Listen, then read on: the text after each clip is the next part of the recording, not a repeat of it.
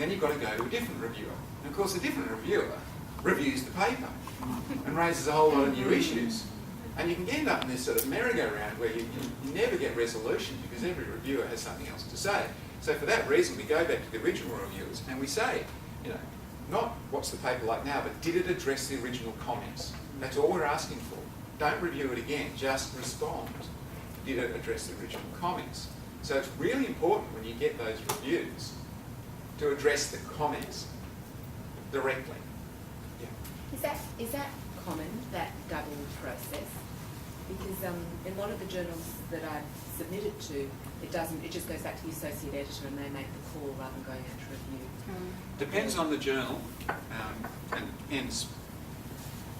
In some ways, it depends on the standard. If you've got a review, you've got 3 reviews, and the associate editors are not the experts in the area. We choose reviewers who have expertise. If it's a really simple, there's fairly specific changes, then perhaps we'll give that call. But then the editor checks that anyway. The associate editor will say, yeah, I think it's okay. Editor looks at the reviews, looks at the associate editor's recommendation, and then uses her judgment and says, okay, yeah, we'll accept as is. Normally we send it back because we don't know. You know, how well has this been addressed?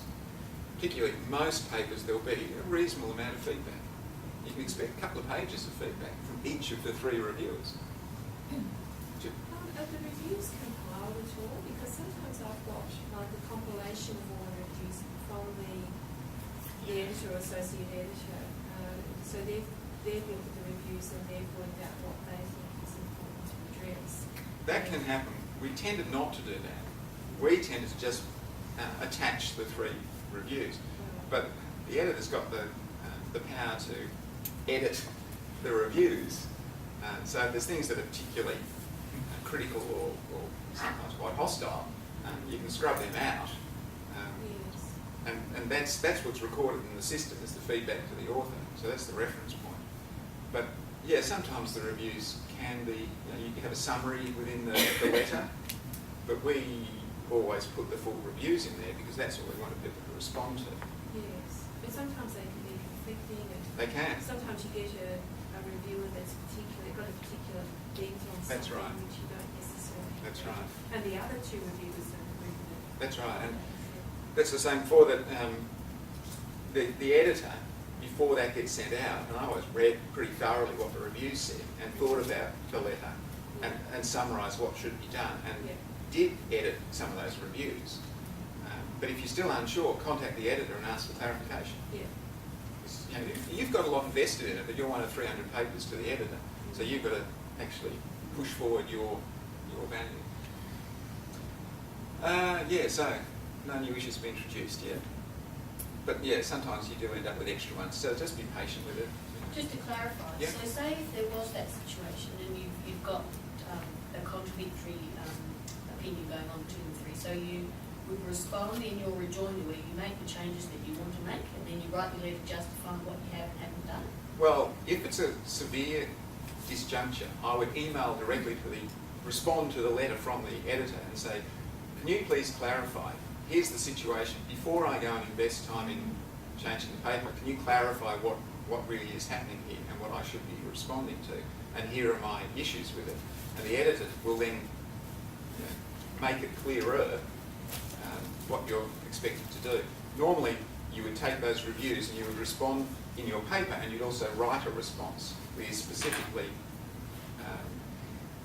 tell the reviewers what you have done, because they get access to that as well. So you're basically talking to the reviewers. So after the discussion with you, the editor, when you do write your justification as to which changes you made and why, which you didn't, you put whatever you decided, however you found your way through, you put that in there, and that gets read, does it, by these reviewers when it goes back? Or at least in her view. Just to comment on that, another way that I've sometimes dealt with conflicting reviewer comments is actually, and I'd be interested to know your comments on this, but play them off against each other. So sometimes you can say, well, you know, in respect of this comment, since reviewer 1 and reviewer 2, you know, seem to disagree about, you know, about this particular aspect, I'm going to leave it as something that, is for further consideration by the readers and, not address it here. It may be that you side with one of them or the other and say, well, I agree with one and one basically confirms my views against two. How do you feel about that when someone does that? You've got to, this is the politics of it, that you've got to step very carefully. Because if they go back to the reviewers, from the editor's point of view, if two of the reviewers come back and say, I don't think this paper is yet publishable, it'll get rejected. If 2 out of 3 don't like your review, your revision. So, you don't want to upset them. So if you can do that without actually belittling or rejecting the opinion, because you've got to play that politics. You're actually writing your paper for reviewers. You're not writing it for the audience, you're writing it for the reviewers. Once you're published, other people will read it. If you don't get past the reviewers, you're stuck. That's it, no paper. So you just got to balance that up. But if the editor has offered that advice, then you include that, and the editor will know that. And so if the reviewers come back and want to pick, the editor should bring all that together and be aware of that. And there are times when we've had negative reviews, but in my view the paper has been reviewed properly and revised properly. Associate editor thinks so, I think so, we publish. That's our choice. We're not bound by the reviewers, they just offer advice. But when you're trying to get rid of 2/3 of the paper submitted to you or more, take any excuse really. And that's the message in some ways about my talk. So associate editor recommends. So it goes on. So there's a final decision. I get the recommendation. You read over everything and accept and reject. Normally, you accept the associate editor, but sometimes I read the paper for the last time and think, no, this just isn't right. And I'll write back to the associate editor and say, I still think this paper's got a major flaw with it. And often the associate editors, senior lecturer working their way up, they're not confident enough to make a call. And when you write back to them and say, look, I don't think this is all that good, they'll say, yeah, actually I thought that too, but I just wasn't brave enough to say it. So you negotiate whether or not the paper gets published, but that's just how it works. Editor communicates, accept the paper, gets sent off in production, we don't really need to know about that. And regular sweeps, your paper doesn't get lost, but if you're not sure, write and find out. Sometimes it has been held up, but usually the administrator's on top of it, chasing some reviewer who hasn't responded.